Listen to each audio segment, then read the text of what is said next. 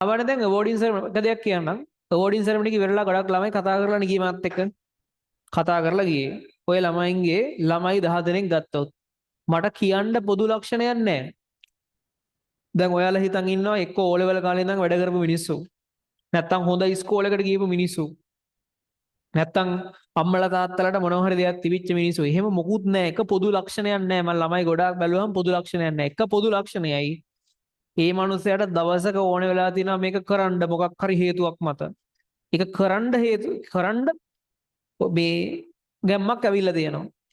ඊට පස්සේ මේ මනුස්සයා කරලා තියෙනවා. ඔය කැම්පස් වල මෙඩිකල් ෆැකල්ටි වල ඉන්න ඉංජිනේරින් ෆැකල්ටි වල ඉන්න මිනිස්සු හින්න වැඩෝ නෙමෙයි.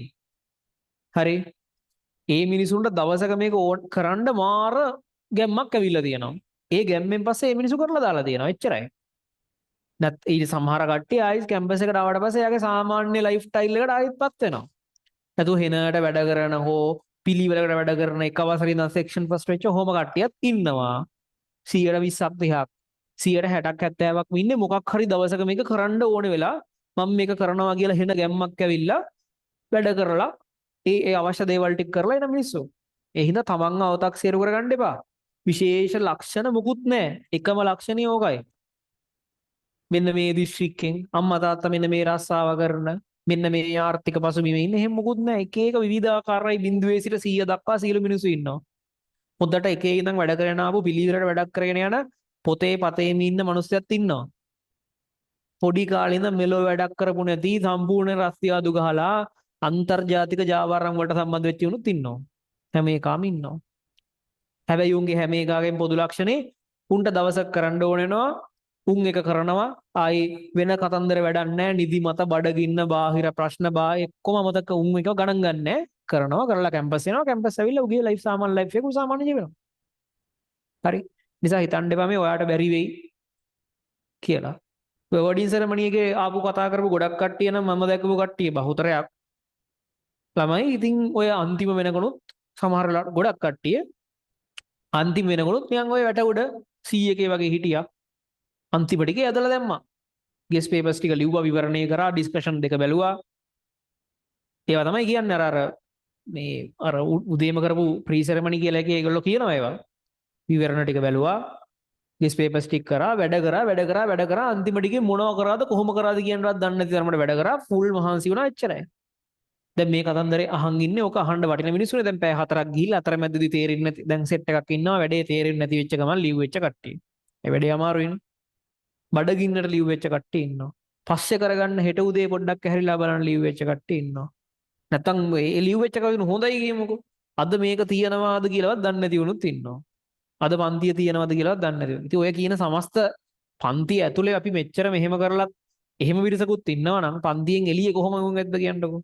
ඒ හින්දා මහන්සි වෙන්න වැඩ කරන්න උපරිමයක් කරන්න තමන්ගේ උපරිමේ මේකට දෙන්න. හරි. අර අම්මලා තාත්තලා ඇවිල්ලා අවෝඩින් සෙරමනි එකේ එළියේදී තමයි බලන් හිටියේ. ඒගොල්ලෝ එළිය ස්ක්‍රීන් එකෙන් බලන් ඉන්නේ. ඒතර ඒගොල්ලොන්ගේ මම දැක්කා සමහර අම්මලා තාත්තලා කර තමන්ගේ ළමයා සර්ටිෆිකේට් එකක් ගන්න එද්දී මොකද මම සමහර වෙලාවට මැද්දෙන් එළියට යනවා. තමන්ගේ ළමයා ස්ටේජ් එක නගදී ඉතින් ඒ අම්මලා තාත්තලා නිකන් කරන්නේ අඬන්නේ නැහැ. අඬන්න වගේ බලන් ඉන්නවා ඉතින්. එන මාරම සමහරලාට ඒ අම්මලා තාත්තලා ඉතාලම දුප්පත් කට්ටිය. සමහරලාට ඒ අම්මලා තාත්තලා දොස්තරලා ඉංජිනේරු. හැමෝටම එකයි ඉතින් තමන්ගේ ළමයා එහෙම එකක් දිනනවා කියන එක. හරි. අම්මලා තාත්තලාත් ගොඩක් කතා කරලා ගියේ සෙරමනි එකෙන් පස්සේ. පට්ට සතුටුයි. එක අම්මා කෙනෙක් ඇවිල්ලා කළුතර වෙන්න ඕනේ. ට්වින්ස්ලා දෙන්නෙක් හරිද?